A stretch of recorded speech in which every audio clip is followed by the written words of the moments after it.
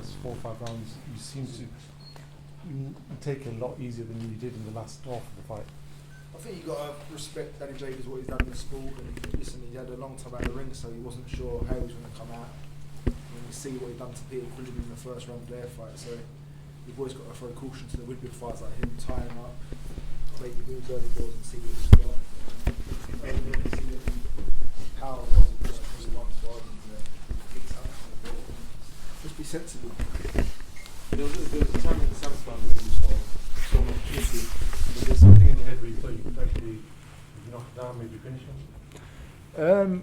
Like I said, I was always going to throw caution to the wind with him. He's a fighter like Dan Jacobs. When he's hurt, that's when he's at his most dangerous, and that's when he's throwing the wild shots. So you've got to be on guard and prepared for what's coming back.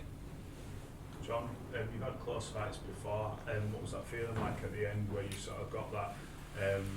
Sort of called rubber the green because you earned your victory, but you know what I mean, because you've been on the end of close fights before. It's not going away. How was that feeling like for you?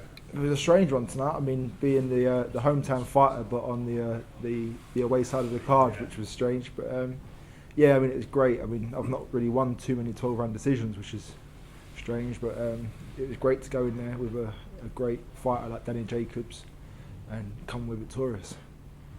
John, what's next for you? Who do you want to fight next?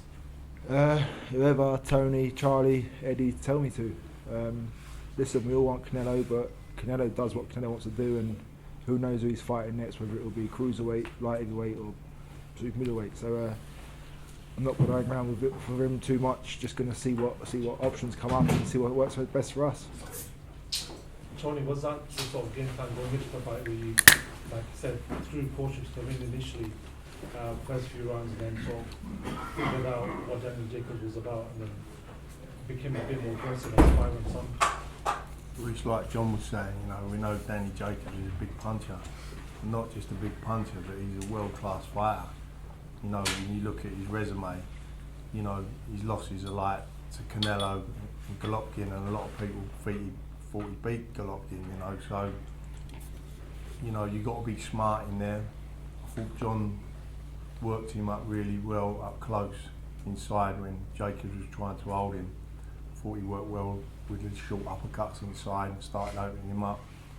And then, you know, in them middle rounds, 8th and 9th round, I thought he really got hold of Jacobs and really hurt him. And tactically as well, because you've got to realise how smart Jacobs is once he's in there.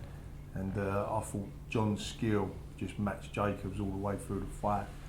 You know, and you don't normally see that in a Jacobs fight. You know, you normally outskill you, and that just shows you what a good fighter John is. You talked in the lead up to this fight about if you lost, it might be the end. Now that you've won, do you have any kind of idea of how many more fights you might have left in your career? Yeah, I'm going to keep going till the wheels fall off now. No, as long as I'm winning and doing well, not getting hurt. Listen, I put a lot of pressure on myself for that fight tonight, and maybe it wasn't justified, but I felt like I needed a big performance, and I needed to really get the bit between my teeth and put out a performance. And there was no leaving it, not leaving it all in the ring tonight. And listen, it was a close fight.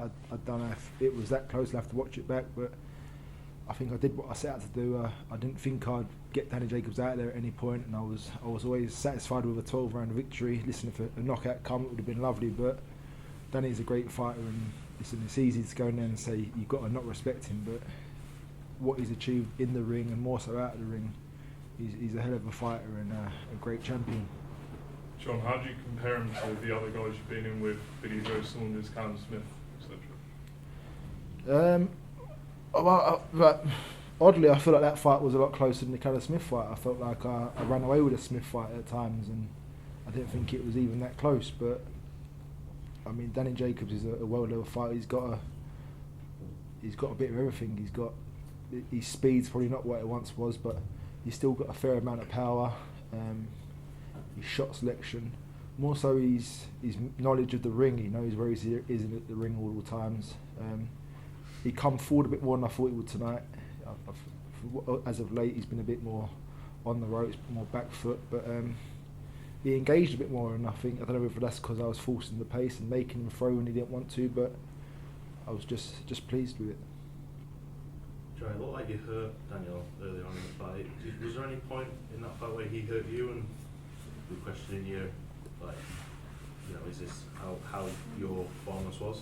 Listen, I think in one of the rounds, all them punches with them little gloves, they you feel them. But he hit me around the back of the ear at one point, and I thought to myself that can't be taking too many of them. So just grip down, keep that hand that bit higher, and don't take any more. And what have you learned from the fight?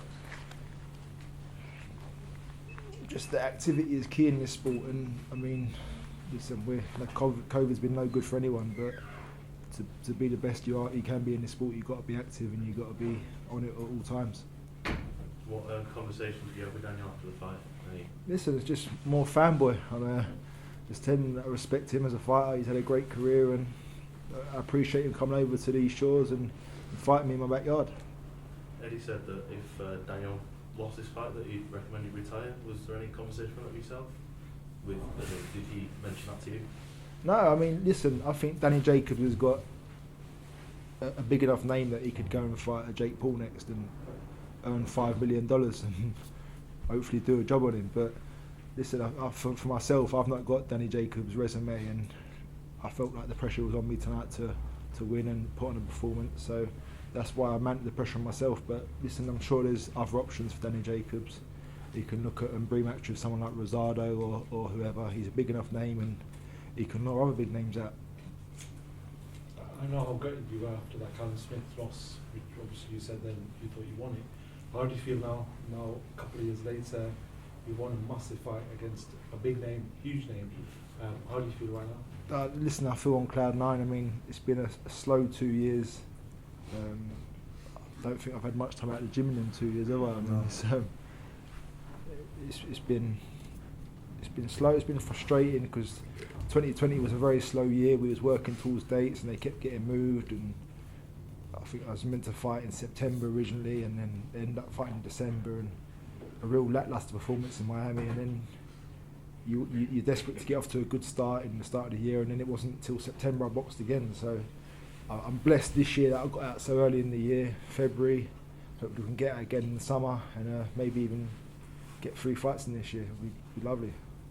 John, given the run of hard fights you had in the lead up to the Callum Smith fight, do you think it'd be a bit unfair if you're made to have yet another difficult fight to get another world title crack, in particular if it's someone like a Lerone Richards, who's stylistically a nightmare for anyone? Listen, that was an eliminator tonight. I'm sure there might be a final eliminator. Listen, my focus is on the WBA title. I'm not interested in fighting IBO titles. I want to fight for a proper world title against a proper champion. Any more guys? No, we're good. Congratulations. Thank you. Gents, you just made your way down. Yeah. I'll pop around in a minute. John, I'm just going to do 5 minutes for the written press. Yes, mate.